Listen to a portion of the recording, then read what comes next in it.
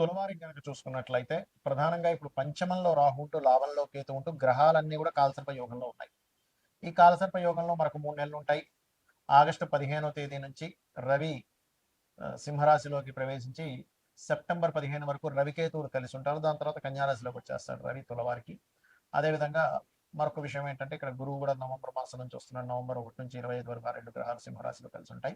మరి ఈ కాలసర్ప యోగంలో ఉండే గ్రహాల యొక్క ప్రభావము, రాహుకేతులు సర్పగ్రహాల యొక్క ప్రభావం మీ మీద ఎటువంటి వాటి మీద చూపిస్తుంది, ఏ విషయాల పట్ల మీరు జాగ్రత్తగా ఉండాలి అని అనుకునేటువంటి అంశాల్లో చెప్తుంది నేనైనప్పటికీ చెప్పిస్తుంది సాక్షాత్ లలితా అమ్మవారిగా భావిస్తూ ఆ లలితాంబిక అమ్మవారి యొక్క అనుగ్రహం మీకు పరిపూర్ణంగా కలగాలని మనస్ఫూర్తిగా కోరుకుంటూ ఇక్కడ ఎప్పుడైతే పంచమంలో రాహు ఉన్నాడో ఇది ముఖ్యంగా ఎంటర్టైన్మెంట్ లేకపోతే సినిమా ఫీల్డ్ వాళ్ళకి, creative, AI, any software related సంబంధించినటువంటివి అభివృద్ధి పరచడానికి ఇది చాలా చక్కగా యూపిస్తుంది. కాకపోతే సంతానం విషయంలో కొంచెం స్ట్రెస్ ఉంటుంది. కాకపోతే ఆ ఒత్తిడి ఒక్కొక్కసారి విదేశాలకు పంపిస్తే ఇప్పుడు ఒక్కొక్కసారి చూడండి, మనం సంతానాన్ని విదేశాలకు పంపించాలనేటువంటి ప్రయత్నం చేస్తూ ఉంటాం. ఆ యొక్క ప్రయత్నం ఏదైతే ఉంటుందో పంచమ రాహు వల్ల అది సమకూరుతుంది. ఇక మిగతా గ్రహాలు కనుక చూసుకున్నట్లయితే ఈ గ్రహాలన్నీ కాలసర్ప యోగంలో ఉంటూ మనకి ఈ యొక్క కేతువుతో రవి వచ్చి కలుస్తున్నాడు అని అనుకున్నాం మనం.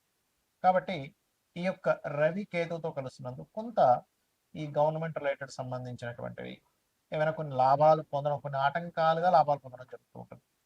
గురువు కూడా ఎప్పుడైతే మీకు వస్తాడో, కేతువుతో కలుస్తాడో, ఎంతైనా ఈ 2 గ్రహాలు ఈ లగ్నానికి పాపులు కాబట్టి ఒకవైపు లాభాలను ఇస్తూ అదే లాభాల్లో కొంతవరకు కోత అంటుంటాం. అంటే లాభం వచ్చినట్టే వచ్చిందండి కానీ మిగతా డబ్బులు ఆయన తీసేసుకున్నాడు, ఈయన తీసేసుకున్నాడు, ఇటువంటివి కూడా జరుగుతాయి.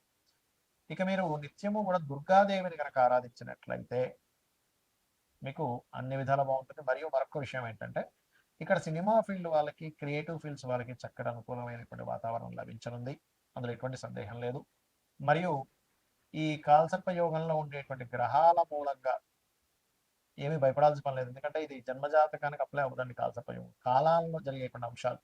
అయితే మీకు కనుక సర్పదోషం ఉన్నట్లయితే దానికి ఎటువంటి పరిహార మార్గాలు చేసుకోవాలో కూడా చెప్తాను వినండి. ఇక్కడ మనం చాలా సార్లు చాలా సందర్భాల్లో చెప్పడం జరిగింది. ఈ రాహుకేతువులు కాలసర్ప యోగాన్ని జన్మజాతకంలో కనుక ఉన్నట్లయితే ఏమి పట్టించుకోకండి. గోచారంలో ఉన్నప్పుడే అది దేశకాల పరిస్థితుల మీద మనుషుల్ని చూపిస్తుంది అని కదా.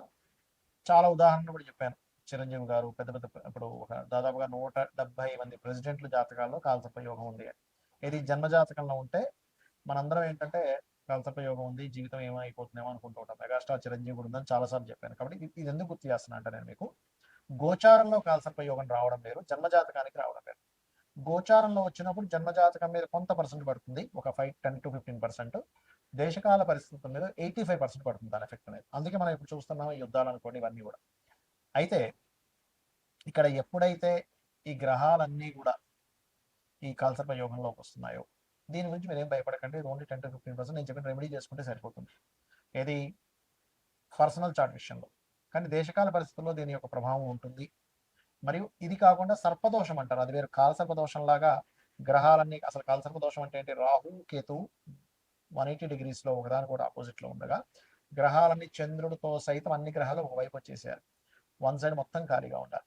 అలా లేకుండా కూడా కొంతమంది ఒక గ్రహం 2 గ్రహాలు బయట మీకు కాలసర్ప యోగం ఉంది, దోషం ఉందని భయపెడుతూ ఉంటారు. అటువంటివి పట్టించుకోకండి దయచేసి. ఒకవేళ మీకు అంతగా కాలసర్ప యోగం ఉందని భయం వేస్తూ ఉన్నట్లయితే చక్కగా మీరు కాళహస్తికి వెళ్ళి స్వామివారిని దర్శనం చేసుకుని అక్కడ రాహుకేతు పూజ చేసుకోండి. లేదా మీ ఇంటికి దగ్గరలో రావి చెట్టు కింద సర్పాలు ప్రతిష్ఠ చేసిన ఉన్నట్లయితే వాటి మీద పసుపు కుంకుమ గంధం కలిపిన వాటర్ వేయండి, సరిపోతుంది. అయితే ఈ నార్మల్ సర్పదోషాలు ఏమిటి చూసుకున్నట్లయితే శనికేతువులు సర్పదోషం కలిసి ఉంటాయి. దీనికి ఏం చేయాలి పరిహారం కూడా చెప్తాను. కుజరాహువులు, శుక్రకేతువులు, రవిరాహువులు, శని రవి, కుజాబుధ, అదేవిధంగా బుధుడు కేతు, అది స్వల్పమే పెద్దగా. ఈ రకంగా కొన్ని కాంబినేషన్స్ ఉంటాయి. చంద్రుడు రాహు, అదేవిధంగా శని రాహు, స్తపత యోగం కూడా అంటారు, స్తపత దోషం కూడా అంటూ ఉంటారు, యోగము దోషం రెండు అంటూ ఉంటారు.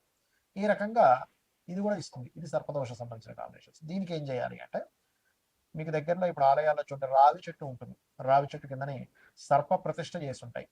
అక్కడికి వెళ్ళి వాటి మీద పసుపు కుంకుమ గంధం కలిపిన నీటిని అభిషేకంగా వేసి ఒక 11 ప్రదక్షిణాలు కానీ 21 కానీ 41 కానీ చేసి ఆలయంలో ఒక 5 నిమిషాలు కూర్చోండి. మీకు ఆ దోషం ఏదైతే ఉందో తొలగిపోతుంది. అందరూ చేయవలసింది ఎందుకంటే కాలసర్ప యోగంలో గ్రహాలన్నీ ఉన్నాయి కాబట్టి.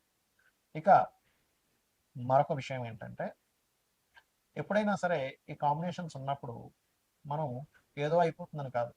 ఆ యొక్క విషయంలో ఎటువంటి విషయం అంటే ఎటువంటి జాగ్రత్తలు తీసుకుంటే మంచిది అని. ఉదాహరణకి శనికేతువులు ఉన్నారు. మీరు వ్యాపారంలో మీ కాన్సంట్రేషన్ ఎక్కువ చేయాలి ఉద్యోగం కంటే కూడా. ఉద్యోగంలో ఎక్కువ కాన్సంట్రేషన్ చేస్తే అంత పెద్దగా కలిసి రాదు. ఉద్యోగం కూడా చేయబుద్ధి అవ్వదు ఈ కాంబినేషన్ ఉన్నప్పుడు. కుజరాహులు ఉన్నారనుకోండి మీ జాతకంలో, వాహనం మీద వెళ్ళినప్పుడు ఎక్కువ స్పీడ్గా వెళ్ళకూడదు. అంటే సర్పదోషం ఆ రూపంలో అటాక్ చేస్తూ ఉంటుంది. చంద్రరాహులు ఉన్నారు. నీటి ప్రదేశాలు వెళ్ళినప్పుడు జాగ్రత్తగా ఉండాలి. అతి మంచితనంతో నమ్మి ఎవరికైనా మనీ ఇవ్వడం ద్వారా, అది ముఖ్యంగా ధనస్థానంలో ఉంటే ధనం మోసపోవడం జరుగుతూ ఉంటుంది. అలా కాకుండా కుజబుద్ధులు ఉన్నారు. మనకు ఒక్కొక్కసారి అవతల వాళ్ళతో మనకి ఎటువంటి పని ఉంది, రిలేషన్ ఉంది, ఏమి తెలుసుకోకుండా ఆర్గ్యూ చేస్తూ ఉంటాం. ఆర్గ్యుమెంట్ జోలికి వెళ్లకుండా ఉండగలిగితే మీకు ఈ సర్పదోషం అనేటువంటిది ఇబ్బందిని ఇవ్వదు, గుర్తుపెట్టుకోండి. అలాగే శుక్రకేతువులు, అమ్మవారి ఆరాధన చేస్తే ఈ దోషం పోతుంది. సర్ప ఆరాధన చేస్తే పోతుంది, లేదా సర్ప ప్రతిష్ఠ చేసినా సరే పోతుంది. వీటన్నిటికీ కూడా సర్ప ప్రతిష్ఠ చేయాల్సిందే.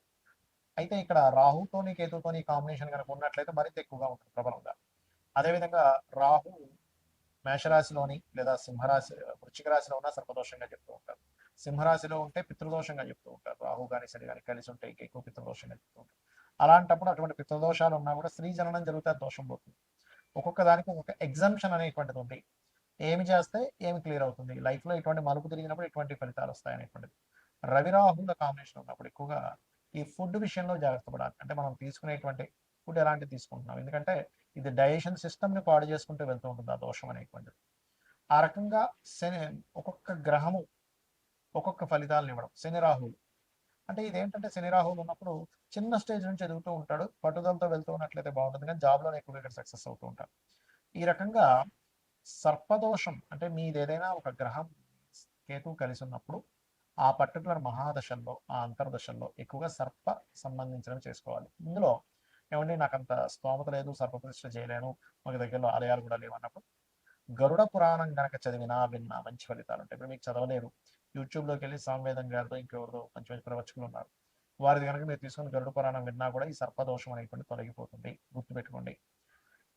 అలాగే ఈ దేశకాల పరిస్థితుల వల్ల కూడా ఇక్కడ ఎప్పుడైతే ఈ కాలసర్ప యోగంలో ఉన్నాయో విపరీతమైన వర్షాలు, జలప్రలయాలు, వైరస్లు, మరియు అదేవిధంగా ఈ నోట్ల రద్దు, ఈ కరెన్సీ రూపు మారడం, రద్దు కంటే కూడా చెప్పాలంటారు, కరెన్సీ రూపు మారడం, డిజిటలైజర్కి ఎక్కువగా ప్రాధాన్యత ఇవ్వడం, కోర్టు కొన్ని విషయాల్లో అసలు ఏమిటి, అసలు ఇట్లాంటి తీర్పులు ఇస్తుంది ఏంటి అని ఆశ్చర్యపోయేటువంటివి కొన్ని. ఎలా అంటే మనకు రిజర్వేషన్స్ కూడా మార్పు రావడం అనేటువంటిది జరగనుంది.